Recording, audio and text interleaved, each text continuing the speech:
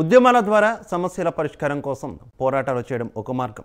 సమస్యలను అధికారులు, ప్రజాప్రతినిధుల దృష్టికి తీసుకువెళ్లి పరిష్కారానికి కృషి చేయడం మరో మార్గం. అయితే ఖమ్మం జిల్లా సత్యనారాయణపురం గ్రామానికి చెందిన ఎదురుగట్ల చిట్టిమల్లు అనే వ్యక్తి సమస్యల పరిష్కారానికి వినూత్న మార్గాన్ని ఎంచుకున్నారు.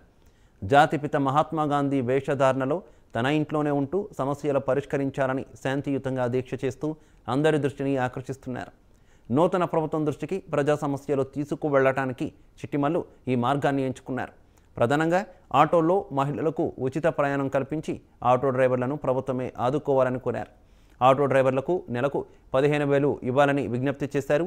ఖమ్మం రూరల్ మండలం వరంగల్ క్రాస్ రోడ్ నుంచి నాయుడుపేట సర్కిల్ వరకు రోడ్డు మధ్యలో డివైడర్ నిర్మించాలని, వీటితో పాటు నిరుపేదలకు SC, ST, BC, OC corporation ద్వారా రుణాలు అందజేయాలని కోరుతూ గాంధీ వేషధారణలో దీక్ష చేపట్టారు. ప్రజాప్రతినిధులు, అధికారులు ప్రజా సమస్యలపై దృష్టి సారించి వాటి పరిష్కారానికి కృషి చేయాలని ఎదురుగట్ల చిట్టిమల్లు కోరుతున్నారు.